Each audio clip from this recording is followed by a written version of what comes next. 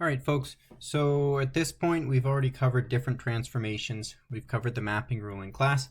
I know we also covered a lesson very similar to this one in class, but I'm hoping that I can give you a bit of a different strategy. It'll let us graph our functions. It's another tool in your box, and I'm hoping that this different approach than the one we covered in class will really simplify the process for graphing compressions and stretches, because I know that was a bit of a challenge. So we'll start off, and again, this is different than we covered already. We'll start off and we'll go with a certain order. So we know that we can group our transformations into a few different categories, and I'm going to group them all into three different categories here. So our first group is reflections. We know for reflections, we're either reflecting over the x-axis or over the y-axis, and that's like a vertical reflection, if you will, if it's being reflected over the x-axis. It's a horizontal reflection, if you will, if we're reflecting over the y-axis. Our second group is going to be stretches and compressions.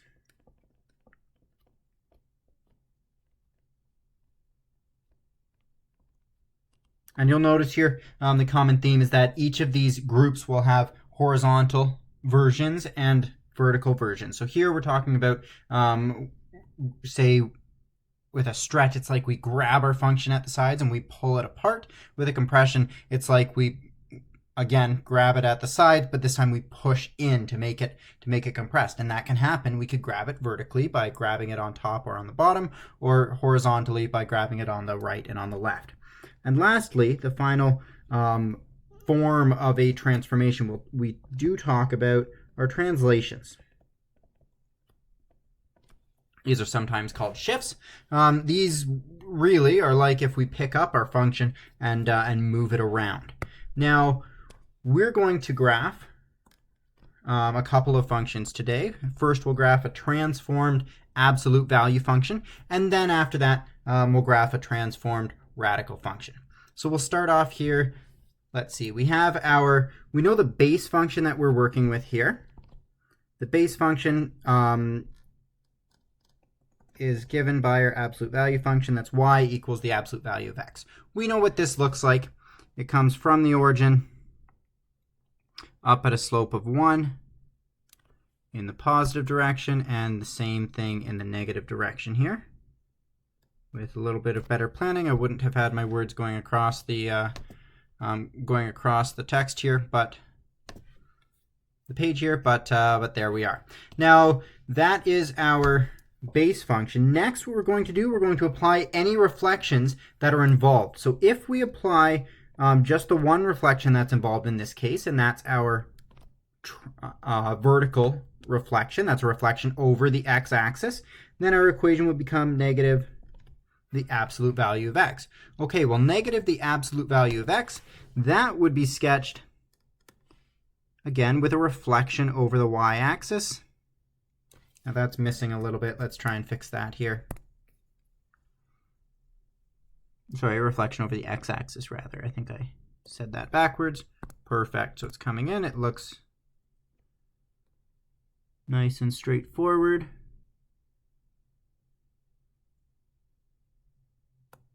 Perfect. And next we're going to apply we'll go gray this time, any stretches and compressions. We can do this in 2 steps. It's always a great idea to handle your stretches and compressions in a couple of steps because if we can break it apart even more, it only simplifies our work. So we'll start off, it does not matter if we start off with a vertical or horizontal work here. We'll start off vertically. So if we're stretching this vertically, and actually it looks like it's compressed vertically, so it's compressed by a factor of 1/2, then our equation would become y equals negative 1/2 times the absolute value of x. So again, it's a vertical compression by a factor of 1/2. If it's a vertical compression by a factor of 1/2, we can think of that as dividing, or really rather by multiplying each of our y components, or y coordinates, by 1/2. And that means that it's being squished, right? It's like we grab the function on the top and on the bottom and we push them together. So now the slope, rather than being negative 1, is negative 1/2 on this side, and it's positive 1/2 on the other side. Fantastic.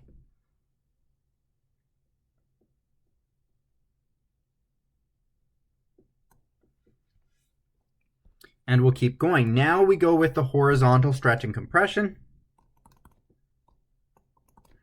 Y equals -1/2 times the absolute value of 2x. Now, we've already practiced how to interpret stretches and compressions, whether they're vertical or horizontal, from our graph. From our equation. So I'm not going to spend any time on that today, but we know here we're working with a horizontal compression by a factor of 1/2, the same way we were working with a vertical compression by a factor of 1/2. But this time, when it's horizontal, we're going to take each of our x coordinates and we're going to divide those by 2.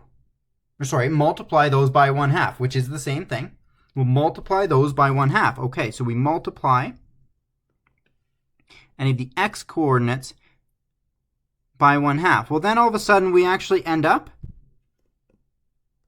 bear with me here, we end up in the same place we were a moment ago.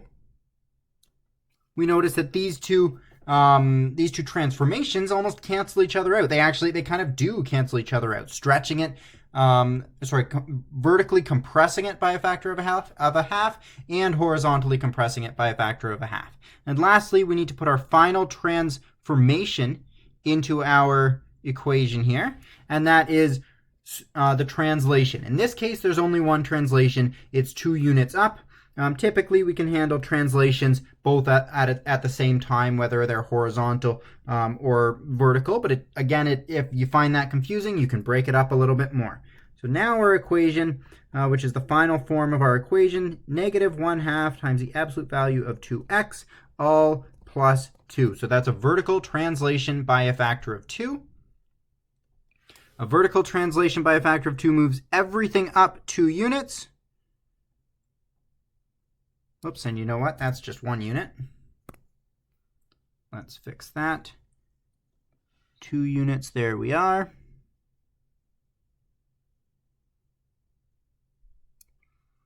And the other side.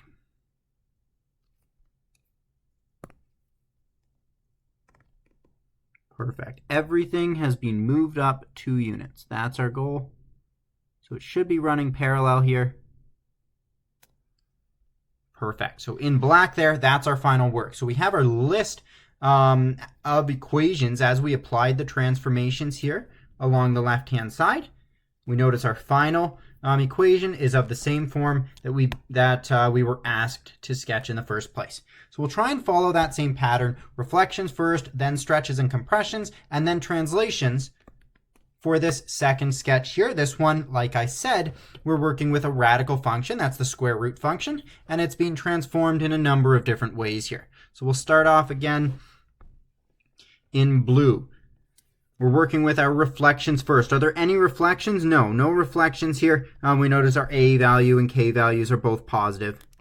No reflections. After that, we work with our stretches and compressions. We'll work with one at a time. Here we'll start again with our vertical stretch and compression. In this case, let me see, and rather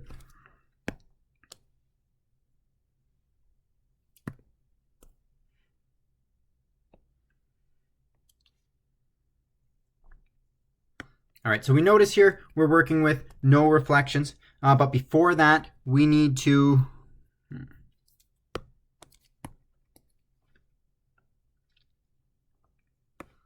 all right, so now let's sketch the transformed radical function. We'll start off with the base radical function itself, so y equals the square root of x. We know how to graph that. It has a few key points on it, 0, 0, 1, 1, 4, 2, etc. It looks like a curve, and I'm freehand drawing this, but something like this.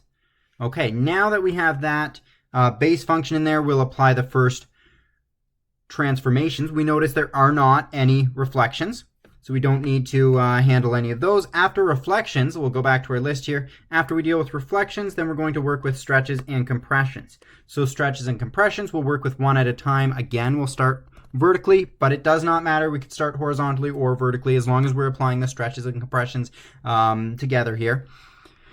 So we'll work with y equals 2 times the square root of x. Okay, so 2 times the square root of x. That means I'm vertically stretching it by a factor of 2. If there's a vertical stretch by a factor of 2, it's like I multiply every single y coordinate by 2. So every single point, I leave the x coordinate the same. I multiply the y coordinate by 2. So my first point stays in the same location at the origin, right? 0 times 2 is still 0. But my second point, its y coordinate was 1. Now its y coordinate is 2.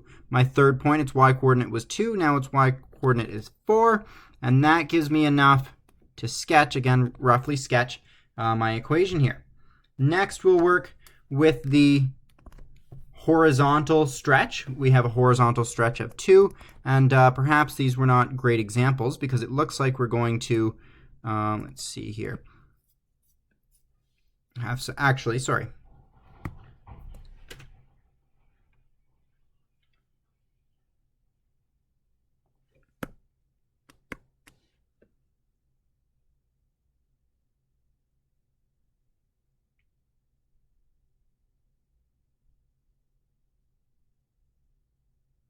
And we'll see here that not all the time, if we have a certain vertical stretch or horizontal stretch, not all the time will they be equivalent and cancel each other out. But so in this case, we still have a vertical stretch by a factor of 2. We're also working with a horizontal stretch by a factor of 2 because our k value equals 1/2. There we are, perfect. So now we take each of our x coordinates and we multiply them by 2. Okay, so the x coordinate at the beginning still stays the same, right? My point stays the same. 0 times 2 is still 0. But my second point, its x coordinate was 1. Now its x coordinate is going to be 2. All right, my third point, its x coordinate was 4. Now its x coordinate is going to be 8. So I'm working with a function that looks something like that. I know I'm freehanding it. I'm trying to do so well. And we're looking at a shape like this. So you'll notice that those two transformations in this particular case did not cancel out. And that's going to happen sometimes. Lastly, we're going to work, and again, we can do these together or apart. I'm going to do them together to give you a bit of a challenge, but if it seems like a little bit much, then you can do them apart as well. So we'll work with both translations at the same time. Y equals 2 to the square root of 1/2 in brackets x plus 6. The square root ends, minus 4. So here we have a translation, 6 units to the left and 4 units down. 6 units to the left and 4 units down. So I work with my first point, 1, 2, 3, 4, 5, 6 units to the left, 4 units down. My first point ends up here. Next, again, 6 units to the left from here. 6 units to the left, 4 units down. And lastly, 6 units to the left and 4 units down. Again, I'm given the shape. Perfect. It looks something like this. That's how we can plot using our transformations, one group at a time.